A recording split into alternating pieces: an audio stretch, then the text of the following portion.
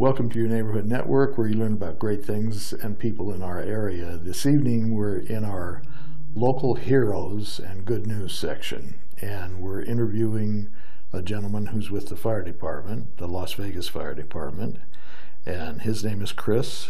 Chris, I would like you to tell our audience, first of all, your last name, because I don't want to mess it up. Okay. And secondly, tell us some of the duties you have working with the police department or the fire department. Absolutely. My name is Chris Sproule. I've been in the fire service for 17 years.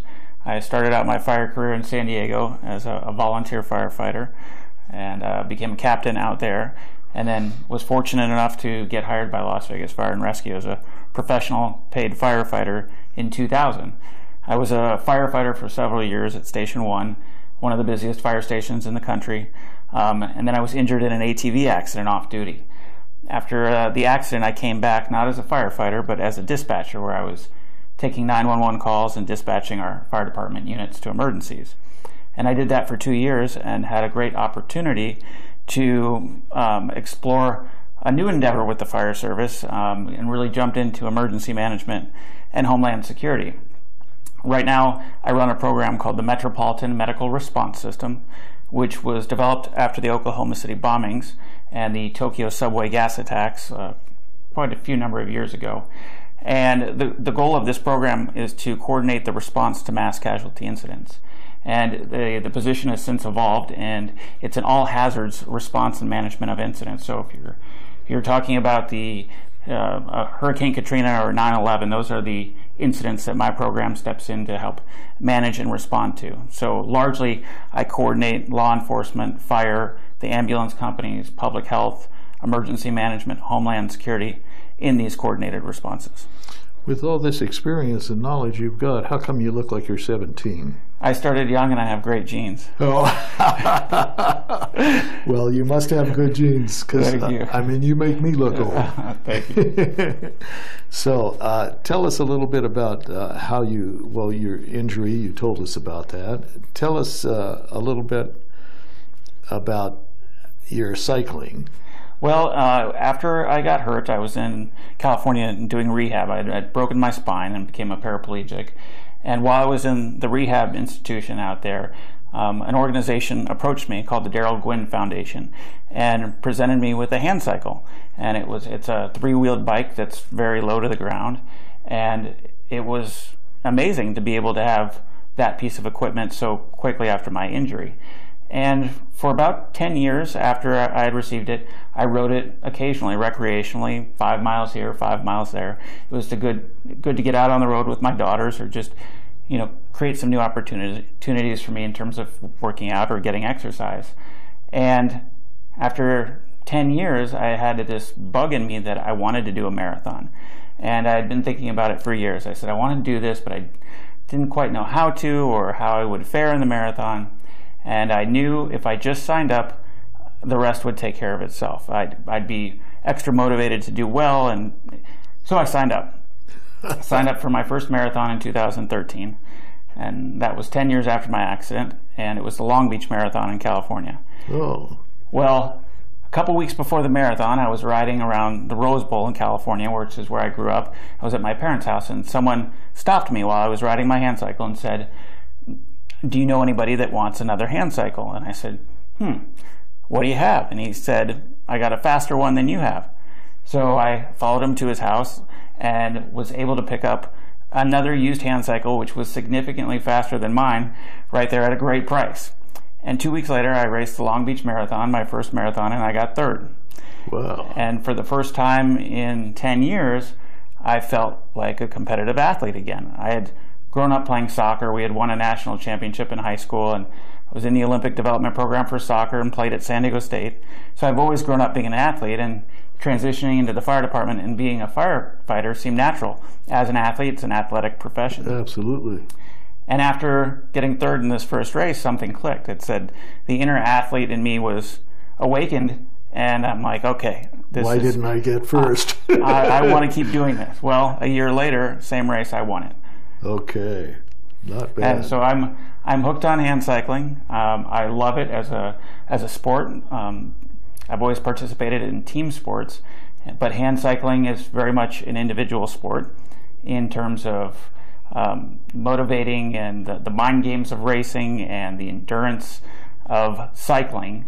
And I love it, but it's also allowed me the opportunity to travel the country and go to places that I wouldn't think I'd be going to, and it's brought me and my girls together as we do marathons. I'll do the marathon on Sunday and they'll do the 5Ks on Saturday, and we'll support each other. So it's been a great experience all the way around. Well, I'll tell you, it's that's an incredible story. Well, thank you. No, don't thank me. I had nothing to do with it. In fact, I think had that been me in your situation and after the injury, I think I would have kind of just slowed way down and just gave it. But instead of that, you shot forward. Well, you have the option to give up or keep fighting, and I'd never give up. I had a daughter who was 6 months old at the time when I got hurt. She still expected her dad to be there, and I had an amazing support network from family and friends and the fire department, and it set me up for success. Well, I'll tell you, you certainly made it happen. Thanks. Absolutely amazing. What would you tell our viewers about your career, other than what you've already conveyed? And what would you say about people that are thinking to enter into the fire department? The fire service is not only an amazing career.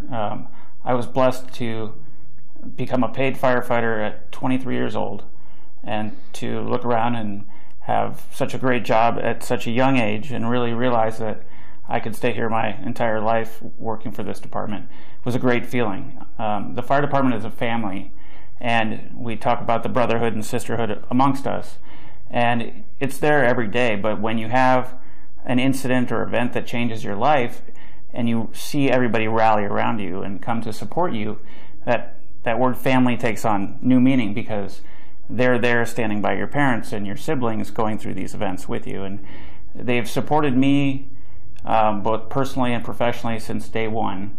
And I always encourage people to come and apply for the fire department. It's a challenging career. No day is the same. It's physically challenging. It's mentally challenging. It can be both physically and mentally exhausting on many days. I'll bet. But I look back and would not change a single thing about the path I chose in life and where I'm at right now. Well, I'll tell you, it sure is an incredible thing. And, you know, the people in the fire department, they literally get up and go to work every day with the potential of risking their life to save other people or in the service of the community. And unfortunately, we have a tendency as civilians to kind of take it for granted and not to put any major big emphasis on it. But I want to tell you, you're an incredible advertisement for the fire department, because anybody who could go through what you went through and come out this end where you're at now, that's incredible endurance and strength and just something to be admired. And I would say for all of our viewers that we all want to thank you so much, and the entire fire department. Well, yeah, it's not just me. I mean, I'm surrounded by amazing people who all have stories of overcoming obstacles and doing amazing things, and I still learn about them today. One of our top firefighters, athlete in the combat challenge, she's in Dubai right now competing in the world championships. Or you learn about a firefighter who has a degree in molecular biology, and it's a department with 600 people that each of them have these amazing stories. And when you sit down and talk to them, you're like, wow, these are the people that are serving the community. And these people are positive and they work hard. And when you can put a story to the face, or a face to the name, I think the community would be very pleased to see at the people who they have serving them. Well, I think it's got to be incredible from what you're conveying to the public right now. I mean, that story in itself is just amazing. There's millions of stories out there, so many. Well, I will tell you, we're going to make it a habit to once a month to interview one of you guys who your department considers the local hero, okay? And you are one of those. And we didn't select you because we didn't know anything about you. But had we known anything, we certainly would have been eager to select you. Well, I appreciate that. And for all our viewers out there, we want to thank you and all the rest of the fire department, really, all over the place, because they really do go out there and they risk their life to save us. In the way of property damage, in the way of physical harm, and just life in general. Well, I'm very proud to be a part of that team and surrounded by those people. Well, I'll tell you something. We want to extend our gratitude and the gratitude of all of our viewers, because you guys are just amazing. And I'm going to ask your permission if I can show a couple of little pieces of video during this interview with you doing some of your stuff. Absolutely. Okay. I thank you very much, Chris. It was a pleasure. Thank you.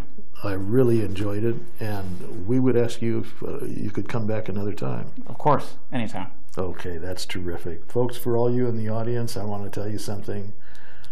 This gentleman specifically is amazing, but the more we are getting involved with the fire department in general, we're finding out that it's an incredible place to be affiliated with, and the people there are, like Chris said, they're a family. And they take care of all of us, but they also take care of each other. Once again, I thank you. Thank you. And I will be calling you to come back. I'll be back. Okay. Anytime. Okay. Folks, thank you for viewing, and we'll be back with you soon.